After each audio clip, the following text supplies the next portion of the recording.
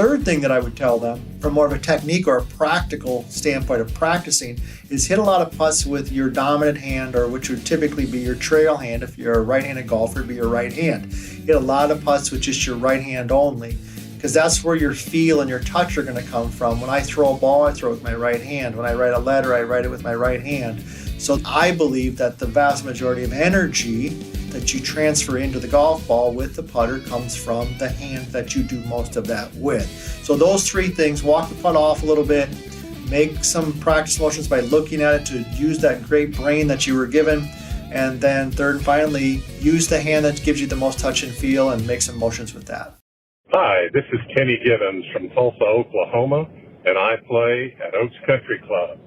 This is Golf Smarter number 858. My 3 favorite insights to teach golfers with Todd Kolb of USGolfTV. This is Golf Smarter, sharing stories, tips, and insights from great golf minds to help you lower your score and raise your golf IQ. Here's your host, Fred Green. Welcome to the Golf Smarter Podcast, Todd. Thanks, Fred. It's great to be here. Looking forward to it. It's good to have you on. I've been watching your videos for a long time. Probably about a decade or so, at least. How long have you been doing US Golf TV? Well, the company we started, about 15 years ago. It's hard to believe time goes fast. And when we first started, it was we had a small website. We did a couple articles, then we did a local TV show, 30-minute golf TV show. That's kind of was the original iteration of US Golf TV. And then 3-4 years in, then we really started doing some YouTube stuff. And over the last decade is when we've really put a lot of focus on that. So it's been just over a decade. My business partner and I, Nick Anson, we've been together since the beginning. He's the video guy. He's the person behind the camera that makes it all happen, makes me look smart. And just over a decade, though. It's been a lot of fun. Well, listen, as a video producer, you provide the content. We just do the edit. So yeah, you make yourself look pretty damn smart. So congratulations. What is the Sanford Golf Academy? Yeah, so I had my own golf academy for 23 years, and then I had an opportunity to merge with Sanford. Sanford is a healthcare network that's based primarily in the Midwest, although we have clinics all over the world, but the home base, the region is in the Midwest. We're based out of Sioux Falls, South Dakota. We have a strong presence in Fargo, basically the Dakotas, some Minnesota, and some things like that. And I had an opportunity to merge with them just over 5 years ago. And so we did that. It's been a great move personally. It's been a great move for my family. It's been a great move for golf in the community, and really allowed us to expand what we were doing at the Golf Academy. And so now it's called the Sanford Power Golf Academy. And we have locations in Sioux Falls. We have a location in Irvine, California. And we just opened up a spot in Fargo, North Dakota about 90 days ago. So Sanford is involved in, certainly it's a healthcare network. But it's also involved in youth activities and sports, golf being one of them. We have baseball, softball, volleyball, basketball. And it's really a way for us in the healthcare system to provide a quality of life stuff for people. So it's a great place to work, and a lot of really good people there. Excellent. Congratulations. I'm glad it's going well. Thank you. Great. You sent me your book. And I got a chance to review a lot of it. And it's called The Bad Lie. And I'm curious, are we talking about where the ball's sitting or the stories that are being told? What is the bad lie? We've heard way too much about the big lie. Now what about the bad lie? That's a good point. I hadn't thought about that until you brought that Whoops, up. Sorry. That's good, though. This book is a completely different angle than that. This book is about helping people play better golf. It's not about the stories of other people. But really, the premise of the book, after close to 30 years of spending time in the lesson team and moving into 52 myself, different stage of life as we were talking, kids are moving on to college, things like that. We don't move like we used to move. We don't hit the ball as far as we used to hit the golf ball. And so as I started seeing that in my own game, in my own coaching and teaching, I started to notice that the information that's generally out there is good information. And I want to make sure I be very clear about that. There's never a sense that the information that's out there in what we call traditional coaching, it's just a way that we tag that. It's good information, but it's generally based on what the best players in the world are currently doing at that time. And the truth of the matter is that the vast majority of people who play this game, 99.9% of us, we don't have a full-time coach. We don't have a strength and conditioning trainer. We don't have 6-7 hours a day to practice. We don't have the hand-eye coordination of a fighter pilot. We're average people. And so the question becomes, in my head, was like, is the information that we're providing in a media platform the best information for the guy who's 62 or the gal who's 63, just retired, loves golf? Can they do the same things that a Tour Pro or an LPGA Pro can do it? And I don't think that it is. And so that's where the premise of the bad lie, play on words there, came about. Interesting. I'm in my later 60s at this point, and I'm playing the best golf of my life, and I'm finding out the distance is not the most important thing to my game. I'm far more concerned with accuracy than I am, and dispersion than I am with distance. Yeah. I think there's a lot of emphasis on distance that may be difficult for everyone to handle. Yeah, you brought up one of the themes in the book that I'm a big believer in. And if you pick up a magazine, you watch a certain TV station, things like that, you're going, distance sells. People, they're attracted to it. But the truth of the matter is that the vast majority of people that I see are not making bogeys on par fours because they can't get there in two. I mean, there are some of them. There are some people who are like that, But the vast majority of people are making bogeys and stuff because they're in the weeds, they're out of bounds, they're in the trees, they can't chip, they can't putt. It's not because they can't hit a driver 230 yards and then a hybrid 150 yards to get to a par four that's 380 yards. It's because they're hitting two shots off the tee box because the first one went in the water or whatnot. And so I do think that's one of the bad lies that's out there in the industry is we push and push and push distance. But for the vast majority of people who play golf, they got to get the ball in play. Now, if you came to me and you had a grandchild who was 15 and said, hey, Todd, I want to play golf in the Pac-10 at a top level college, okay, then you're going to have some club head speed. You're going to have some distance. But if you're 42 and you love golf and you just want to break 90, distance isn't where we're going to start. Interesting. Where do you start? Well, that's actually, the book is divided into kind of 5 different segments. And in part 5, I talk about what I feel the 3 most important skills for the average golfer. This is a generality, but one is strategic aim. I call it strategic aim. And what I mean by that is picking a target that maximizes the opportunity for you to hit a shot that might be normal, but yet it will still finish on the green. So a lot of golfers, they aim at the pin. That's what they see on TV. That's what they're taught, aim at the pin. Well, if the pin is in a particular situation and you hit a particular type of shot, you might hit a shot that is, within the norm for you, but it ends up in the bunker and you're not good out of the bunkers and now you make a double bogey. When if you would have just picked a better aim, a strategic aim, let's say the middle of the green in that particular situation, that ball would have finished on the green, you make a 2-putt, you go to the next hole. So number 1 would be strategic aim. That's something that somebody could literally do tomorrow. It doesn't require practice. It just requires an awareness. Okay, number 2 is lag putting. I work immediately with people on lag putting. Now, why lag putting? Well, because even for a golfer, an average golfer, let's say you shoots 83, 84, 90, something like that, even when they do hit the green, maybe 6 times around in regulation or 7 or based on where they're at, they're typically not very close. I mean, they're 30 feet, they're 40 feet. Well, if their lag putting isn't good, they don't get the benefit of it, those 2 shots that they strung together and got the ball on the green, and now they're 3-putting, and they might as well have just hit 3 mediocre shots and 2-putted and made a bogey that way. So that would be number 2, would be lag putting. Number 3 is my favorite thing to teach. I have a full section on the book in it, and that's chipping. I love to teach chipping because chipping differentiates between people. And going back to that theme, the average golfer is not hitting a lot of greens in regulation. If they do, they're a long ways away, so they need to work on their lag putting. But those other 10, 12, 13 greens that they're not hitting in regulation, they're constantly chipping. And so if they can get decent at chipping and every once in a while get a ball closer to the pin and get it up and down, they're going to save a lot of strokes. So that's where I'm going to start. I'm going to get their aim. I'm going to get some awareness. They can do that tomorrow. I'm going to get them to do some lag putting, and I'm going to get them to work on their chipping, and that's where we're going to start. And I want to pick a bit into each of those, but before we do that, I'm going to take a timeout. So we'll be back right after this.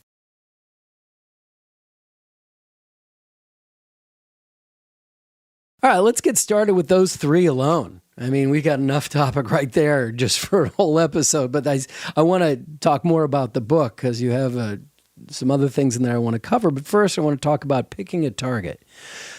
Well, it sounds like I'm out of breath. Picking a target. And what is the target? Are we looking at a specific spot on the course? Are we looking, or on the green? Are we looking at a specific something out in the distance, or are we looking at the ball, or are we when you say picking a target, what do you mean?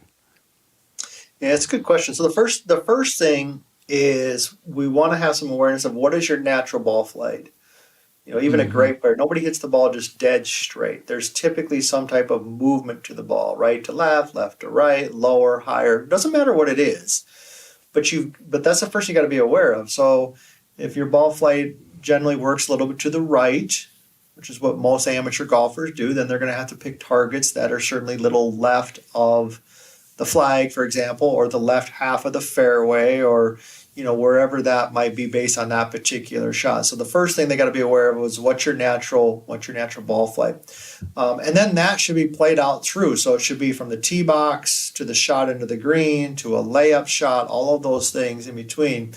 And then when we get into the details, it's a little bit different for each person. I've had a lot of success with golfers who maybe pick a spot out kind of right in front of the golf ball, and that's their spot. They kind of get their aim based on that particular spot. If it's a driver off the tee box, it might be a spot maybe 3-4 feet in front of them, an old divot, a golf tee, doesn't matter, something like that.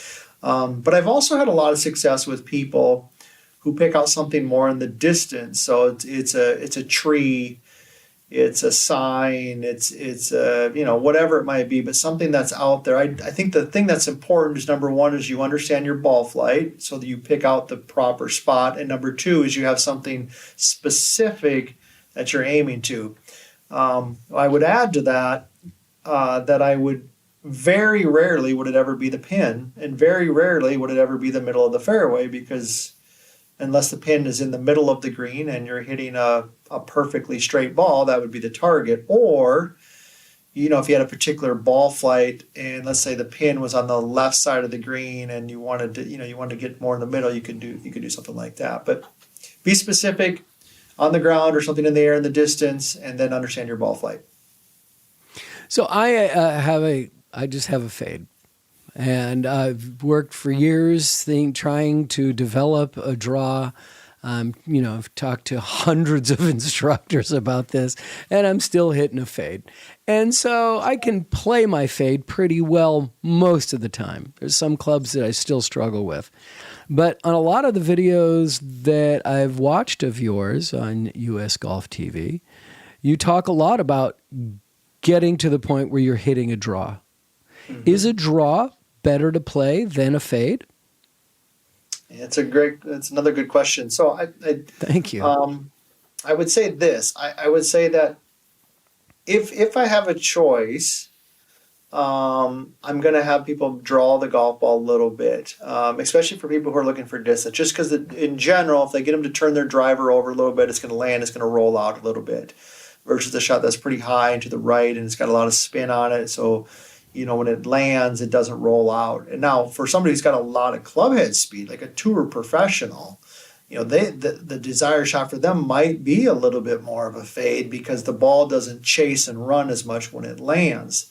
and they don't need the distance. They need the more of the control. But for most golfers, they need that rollout. So a lot of my gals, I teach them to hit a draw if they're looking for distance and they need that. And a lot of my amateur golfers, I like to do that. And I would add that for some reason, golfers just like to see the ball draw. It's like almost a sign of like, that's a quality golf shot, even though it drew into the weeds. It's still hooked, and that's good. That's really funny. I've worked at it for years, trying to figure this out, and I've had a couple times where I've done face-to-face lesson, and I was hitting a draw by the end of the lesson, which was really nice, and then it disappeared when I left the lesson bay, the hitting bay there, and never to be found again. Yeah, it can be, can you overdraw the ball and hook the ball? Of course you can. But most people tend to fade it a little bit. So there's kind of this allure and this desire to see that ball draw. If anything, I'll hit a pull.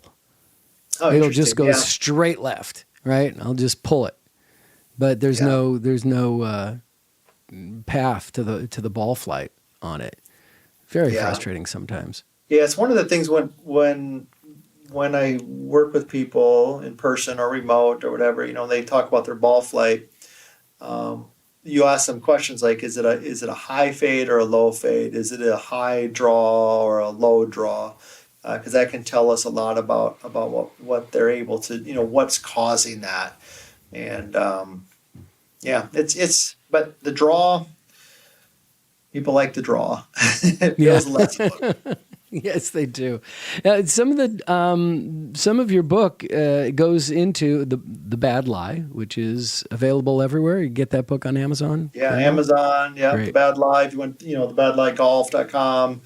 It's on Amazon. Yeah, it's all over now. Yeah. Okay. Yeah, and on our blog post for this episode, I'll leave a link to the Amazon site, so listeners can go and pick up the book on their own. But you. How do I put this gently? You don't have high praise for traditional golf instruction.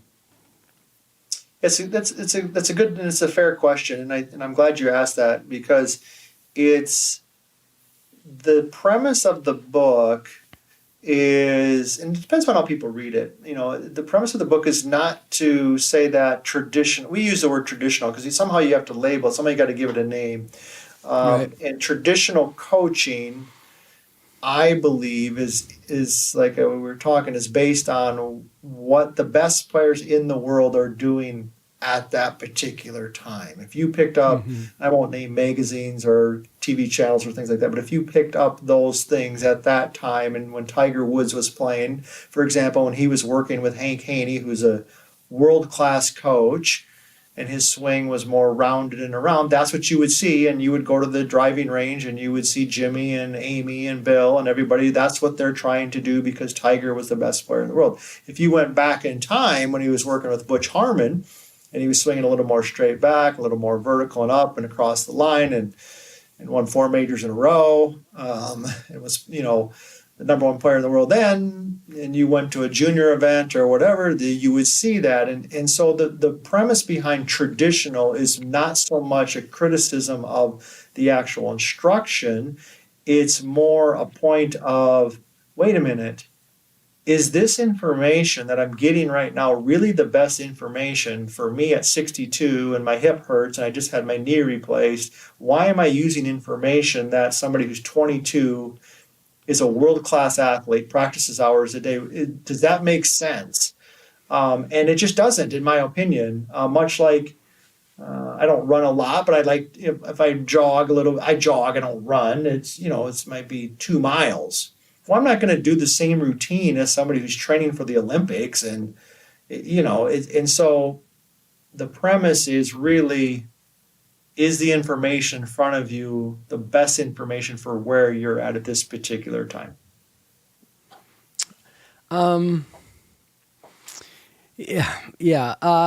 So you talk about a term that I've never heard about, the vertical line swing. You were talking about a rounded swing, a swing down the line, but you have what you call the vertical line swing.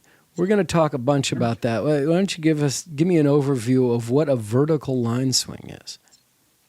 Yeah, so the vertical line is really, it's once again, it's a visual for people. So a lot of what we will call, I'll just call traditional instruction is more rounded, and a lot of, maybe lack of hip rotation, but a lot of upper body rotation, and the club, getting the club back and behind you, and then requiring a lot of rotation coming through. And as I've mentioned a couple times, if your body's capable of doing that, then hey, I think you should probably do that.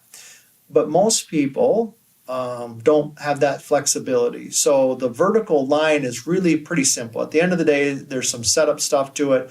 But to feel that the lead arm works more straight back and more up, i.e. vertical, combined with more hip rotation, and the two of those will give you some length to your swing, will be easy to repeat. And if you look, quite honestly, if you look at some of the greatest players who play great golf well into their ages of life, Andy North, Jack Nicklaus, Sam Snead, Tom Watson, you will see a lot of those same characteristics. You'll see a lead arm that works a little more straight back and a little more vertical. You'll see more hip turn. You'll see more release of the trail leg. And hey, I wasn't on the lesson tee with those guys, but I know they played great golf well into their 50s and 60s and 70s, and so there's got to be something to it. Yeah, and looking just at the pictures in the book, I'm like, that looks more like my swing than you have on the traditional swing. I mean, there's elements, there's freeze frames there, and I'm like, yeah, that feels like what I'm doing, just kind of naturally. So yeah, and I think that the freedom. I'm ready for a lesson with you. I think that the freedom, Fred, and to give people the ability to have some freedom of movement and help them understand how to move. I mean, there's lots of things. We'll talk more about the specifics, but I think it improves tempo, it improves rhythm, it improves distance, club head speed, all those things. Awesome. Hey, let's take another time out. We'll be back after these words.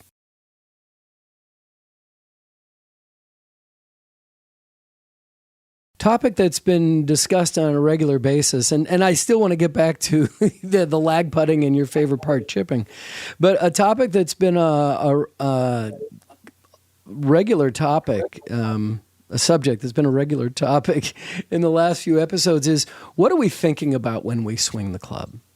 What is it? And is thinking about your swing while you're swinging the right thing to be doing? Or does it create a hindrance? Is that a problem and create problems when you're thinking about those body details? What's your thoughts? One of the arts of coaching, and this is part of everybody's journey who's playing golf, is to find a coach that works well for them. And I've never believed there's one way to swing the golf club. I've never believed that there's one way to teach the game. You as an individual have to find who and what type of stuff that you've got everything from these world-class, Butch Harmon is different than David Ledbetter, who's different than, Harvey Pennick was. I mean, and these guys are all phenomenal coaches and different, and their message attracted and resonated differently with different people. So that's the first thing that I would say is you've got to find the type of instructor that's best for you. But within the context there of what you're asking and your question is that that's the art of coaching. That's the art of coaching is that being able, when somebody walks on your lesson tee and say, okay, how is this person going to be able to play their best golf? And some people have on my lesson tee, they'll come in and I can give them 2 or 3 pretty technical things, and they thrive on it. They go to the range, they work on it, they walk to the first tee, and that's their go-to. Like, they do really well with that. And then I have other people who we might not talk, it might just be a feel, like I want you to feel patient at the top. I want you to feel set into your hip. I want you to get your knees to touch when you finish. And so the art of great coaching, I believe, is tailoring the message in a way that allows that person to play better.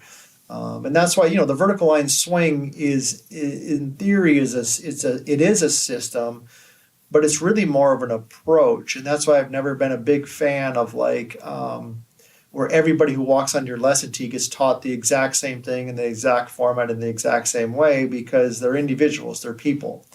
And you've got to be able to have a framework that you believe in, but you have to be able to modify that framework to meet the needs of the person who's in front of you. So in terms of you're asking specifically, okay, but what about the mental part of it? Well, I'm going to share a couple of things. One of it, first of all, I'm going to give credit to Dr. Mo. You can look him up online. I've gotten to know him for the last year or so. The guy is really good at what he does. Plus, he's just as a good dude. He's just a good guy. But one of the things he advocates is, maximum of 2 swing thoughts. And one of them might be technical, one of them might be a feel.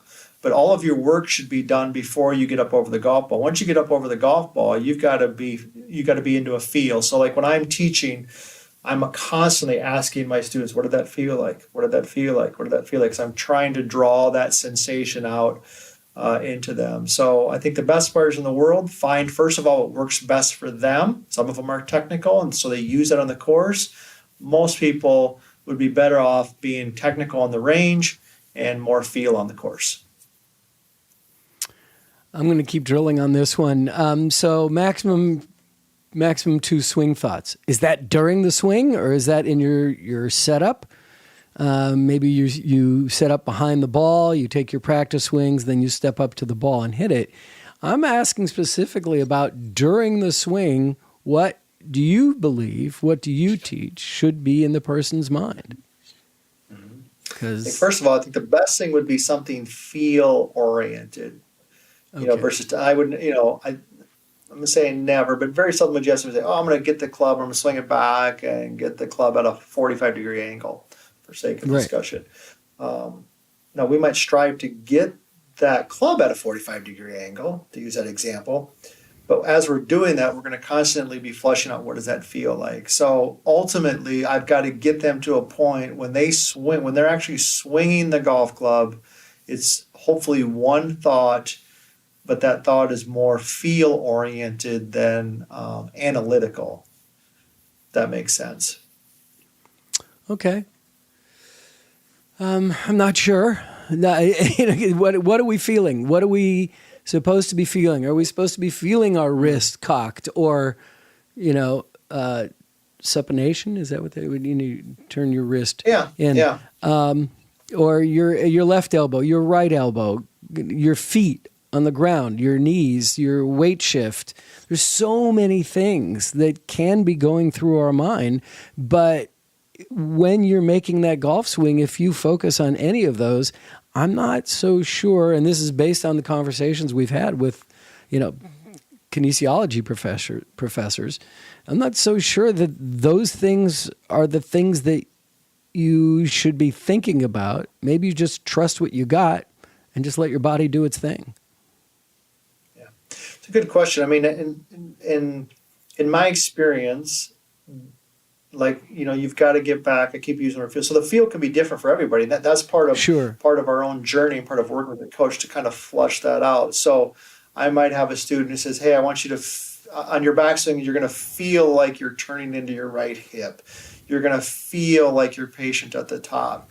But that feel is flushed out on the driving range, and that feel is coming from a place of where your instructor is probably trying to get you to do something technical. But the transformation of the technical to the feel is what you've got to flush out with your coach on that driving range. So when you walk to that first tee, it might be a feel in the body, or it could be a phrase, or it could be, hey, just good tempo or good rhythm or deep breath or whatever. And I think that's where the breakdown comes. Where the breakdown comes is that, and this is a little bit, I guess I'll go back to traditional. It's always technical. So it's like, hey, do this, get the arms deep, get the club face shut, pronate your wrist, and it's just technical. And people pick up a magazine or watch TV or whatever, and that's what they hear. So they think, oh, that's how I play good golf. I got to go to the range and think about rotating my lead arm or whatever it might be. But what they should be doing is flushing that out and getting to the point where the feel is what they take, hopefully, to the first tee. So and I'm going to put the air quotes on traditional. When you talk about traditional instruction. Is there a fix? What do you think needs to be done to improve traditional coaching? I think that there is, and I think a lot, and at times it does happen. I think that there's certainly coaches out there who are, I mean, I'm not the only person by any stretch of the imagination who's having people walk onto their lesson tee and they're evaluating where they're at in terms of their body and their time and their resources to get better at golf. That's not, it's really more or less like in the eye of the beholder. This book is written not for instructors. This book is written for everyday players to say, hey, and hopefully kind of knock them back a little bit and say, wait a minute, I never thought about that. I've just been doing whatever I see on that magazine, or I've just been constantly, and just self-reflect a little bit and just say, okay, is what Bryson DeChambeau is doing right now, does that apply to me?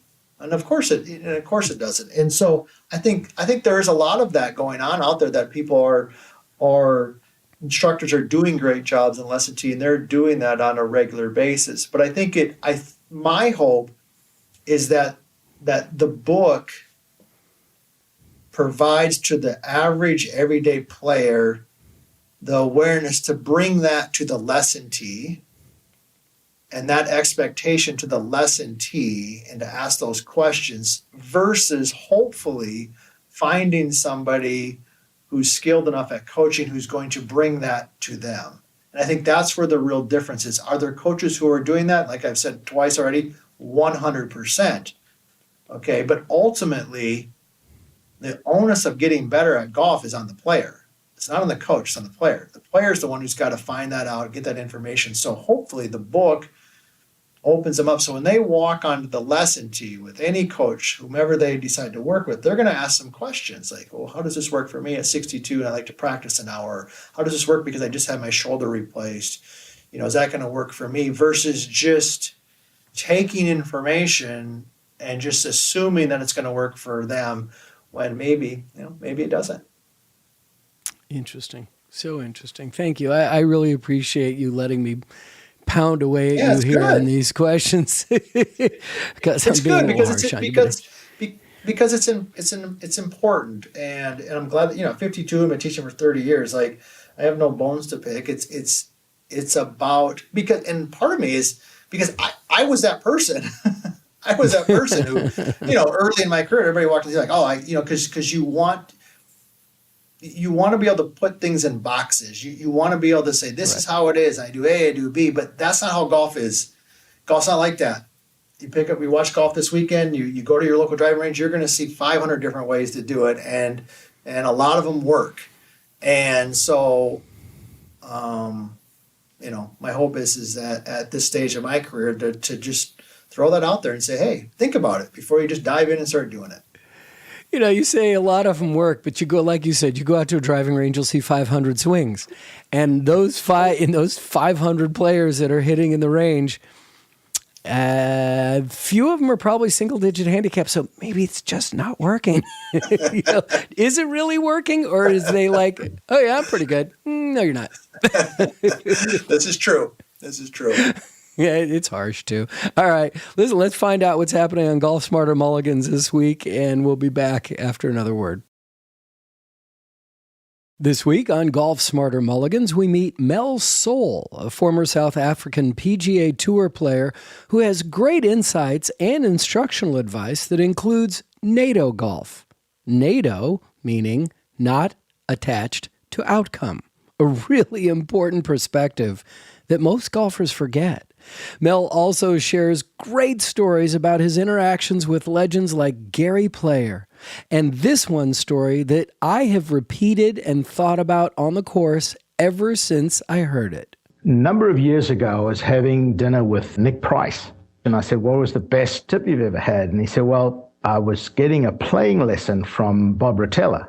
He said, we got to the first tee, and I put my tee in the ground, and I was just about to hit my shot, and Bob Rotella said, stop. And he said, now, without looking up, you're standing here looking at your ball. I want you to tell me where you aimed. And Nick said, well, I'm aimed down the fairway. And he said, okay, now come and stand behind your ball and tell me where you really would like to aim. So Nick went back behind his ball, had a look down the fairway, And he said, well, there's a bunker there on the right-hand side that I can carry, so I'll try and hit my drive over that bunker. And Bob Rotella said to him, well, which part of the bunker? And Nick looked at the bunker and he said, well, I can see a rake laying on the top edge of the bunker there. He said, I'll go over the rake. And Bob said to him, well, which tooth on the rake? And Nick looked at him and said, you're kidding, right? And he said, no. If your target is the size of your finger and you miss it by 10 yards, you've still hit a good shot. But if the target is the fairway and you miss it by 10 yards, you've just hit a terrible shot.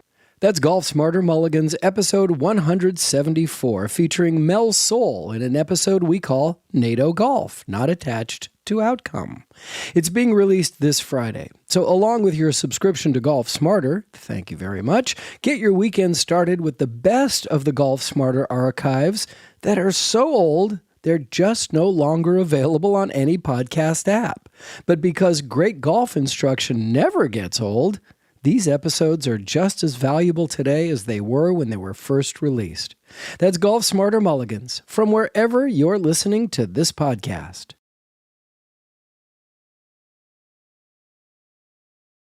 Okay, I promised I'd get back to this, and I'm going to. And that would be your the three things that you like to teach. We've already talked about the picking the target. Let's talk about lag putting for a second, because you get onto the green. I remember hearing a stat once years ago about Tiger, and that most players, their first average putt would be 16 feet, where Tiger's first average putt was 21 feet. And I'm like, well, how's that possible? It's, well, because most average players are there in 3 strokes and Tiger's there in 2. So it's like, oh, well, that makes sense. But you get into places on the putting green, and it's sometimes I feel like just go for the center of the green no matter what, and you're gonna be in a place. One of the things that I do every round before, in my warm-up, is I'll go to the practice putting green, and I will putt all the way across the green. I would like, what does it take for me to get, and then I'll walk it out. It's like, okay, so this is 25 steps, 22 steps. Because there's going to be shots during my round where I am 60 feet away from the pin. And I've got that 20-step lag putt that I'm going to have to deal with, and that is 3-putt territory, no question. So got to get it close. So the importance of knowing what it feels like to hit the ball, far distance. Let's talk about your approach to lag putting and the importance of improving that skill. Yeah, it's like we were just talking. I feel it's one of the it's one of the 3 most important skills. That's why I put it in the book, and in my opinion and in my experience, for the people who this this book is written for. A tour pro would be a different book. It would be 3 different types of skills, because they're probably doing those. They're hitting the ball closer. But when an amateur golfer makes a good swing and hits a good shot, that ball has got to finish on the green. Because they're not making, great swing after great swing after great swing. So that's why strategic aim is even more important for them, because they're not making great swings all day long like maybe a tour pro is. And when they get that ball on the green, it's typically not very close. So they have to be able to capitalize, on that. It's what I call the stackable skills. You've got to be able to stack those skills on top of each other in order to benefit from the previous one. If you get a good iron shot, but you can't capitalize on that by being a good lag putter, you have gotten no benefit from hitting a good iron shot. You might as well not even made one. And so you're not getting paid for your hard work. So how do you improve your lag? Couple simple things. One is just like you had mentioned there, Fred, maybe make sure you're walking the putt off. A lot of people don't even walk the putt off. They think it slows down pace of play, things like that. It doesn't. You just got to get going. I mean, I tell my juniors this a lot too. Golf, you pay a green fee to play golf, not to spectate. You got to get going. Like when you're there and the ball's on the green, get going. While other people are, looking at their putt, you got to be active. You got to be moving. You got to be looking. So that would be one thing that I would do. 2 other quick tips that I would give people if they want to improve their lag putting. One would be when they make their practice motions and their practice strokes, just look at the hole. When you think of other things where you want to get distance and touch and feel, throwing a baseball, a football, hitting a tennis ball, you're typically shooting a basketball, you're looking at your target. In golf, people look at the ground way too much. They don't look at the target enough. So make your practice motions by just look. And what should you be looking at? I don't really care. Just look at the hole. And your eyes will start to just absorb the distance in the field. You'd be amazed at the stuff that the brain will do to get that ball to go the right distance. The third thing that I would tell them, from more of a technique or a practical standpoint of practicing, is hit a lot of putts with your dominant hand, or which would typically be your trail hand. If you're a right-handed golfer, it'd be your right hand. Hit a lot of putts with just your right hand only, because that's where your feel and your touch are going to come from. When I throw a ball, I throw it with my right hand. When I write a letter, I write it with my right hand. So I believe that the vast majority of energy that you transfer into the golf ball with the putter comes from the hand that you do most of that with. So those three things: walk the putt off a little bit, make some practice motions by looking at it to use that great brain that you were given, and then third and finally, use the hand that gives you the most touch and feel and make some motions with that. Awesome. How do you feel about looking at the pin while you're either putting or taking your practice strokes? I love it. I love it. This came up in our conversation the other night. We had a couple of our players who in one of our programs, and Dr. Mo, as I mentioned earlier, was leading this discussion. He's a smart guy. But one of them was struggling with the yips. One of them, really struggled from 8 feet and in. And I had one of my students, a college player, who was doing that, and he just started putting while looking at the hole. Now, the first couple of times he did that, a couple of his buddies snickered at him a little bit, but they didn't snicker very long when he started making them all. And they started, of course, they started repeating it. Maybe I'm going to do that. It's only funny if it's not working. Once it starts working, then everybody starts mimicking. So listen, if you're struggling with your putting, you'd be amazed at actually how well you can putt when you look at the hole. Yeah. No, I use a Lab Golf, the DF 2.1 putter. And I'll tell you, I get a lot of snickers until they start seeing how I can not only sink putts, but the lag putting gets me close. So, yeah, I totally get that. Recent tip that I discovered, and I think is a phenomenal idea, is on the practice putting green, laying a towel on the opposite side of the hole, just at the edge of the at the edge of the hole, but laying your towel there and getting the ball to stop on the towel. Love it. Because so many of us, the amount of money that's exchanged in my rounds of golf because, you came up short, you owe me $1, right? Oh, you came up really short, you owe me $3. We all have this tendency to have fear dictate our chipping and our putting, and so we never get close to the hole. We're always coming up short, where the goal, I would think, is to be 6 inches past the pin, right? So a couple things on that. Number one is I'm going to steal that idea from you, and I'm going to put it on our YouTube video, and I'll make sure my man Nick, who gives credit to Fred for that idea. So thank you for that. That's a great idea. Yes, please listen to the Golf Smarter podcast when you're plug that. I love that idea. Thank you. That's the beauty of golf. It's not my idea, but you can steal it too. Okay, I love it. I'll make sure to give you credit for it because I love that. But you bring up a very good point. I mean, distance control and getting the ball to roll the right distance. And I mean, you watch really good players. I mean, that ball is around the cup all day long with the proper distance. And a lot of amateur golfers and even some really good players at times they're I don't know if there's this fear of going past the hole or, I don't know what it is, but you generally see people finish short more often than long. Yeah. So that brings us to the chipping part. Your favorite part to teach. Tell me more. Yeah, I love teaching chipping because I mentioned chipping differentiates. And let me just kind of paint a story or a picture to kind of help relay that message. So, let's say, Fred, you and I are playing around a golf, and you drive the ball 280 in the middle of the fairway, and I drive the ball 250 in the fairway. We're both in the fairway, but you're 30 yards past me. That is definitely an advantage for you because you're 30 yards ahead of me, and we could get into the whole strokes gain stuff and all that, but it's definitely an advantage. How much, I don't know. We'd have to look at the numbers.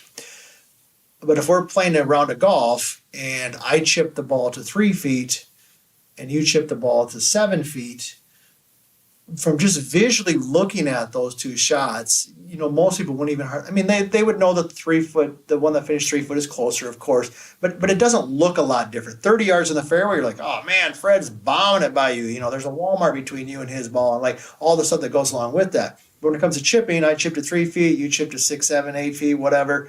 Nobody's going to say boo about it. But you and I both know that that's a half a shot, easy, in conversion right there. And what happens with chipping is that if somebody chips it to 8 feet and another person chips it to 15 feet or 20 feet, the difference between making a 9-footer and a 20-footer, there is a difference, but it's so insignificant that it never shows up on the scorecard. But when you start chipping the ball to 3 feet, 4 feet, in that range, all of a sudden you start picking up shots. So chipping, unlike other skills, I believe chipping differentiates. You're either close where you're getting up and down, or if you're not that 4 or 5 feet every once in a while, you might as well be 20 feet all day because you're probably going to two-putt them. Absolutely. Fascinating. Well, Todd, it's been great talking to you. I do really enjoy your videos and on USGolfTV on YouTube. And I really enjoyed the book. Again, it's called The Bad Lie: Why Traditional Golf Instruction is Failing You and What to Do Instead by Todd Kolb. Todd, best of luck. Thanks so much for joining us on Golf Smarter today. Yeah. Appreciate it, Fred. Thanks for letting me share some stuff today. I really enjoyed it. I want to thank Kenny Givens for introducing today's episode. And as you heard, Kenny left his voicemail while driving in his car, and now he's going to receive a glove and glove compartment from redroostergolf.com. So whether you call and leave your voicemail from your car, your desk, or out for a walk, it's just that easy to become a Golf Smarter ambassador. Please join the team. Send me a request to do an episode opening, and I'll send you some very simple instructions and your choice of Tony Manzoni's Lost Fundamental video or a glove and glove storage compartment from redroostergolf.com, where you can choose from 11 styles of gloves in 26 sizes. Write to GolfSmarterPodcast at gmail.com or click on the Hey Fred button at GolfSmarter.com.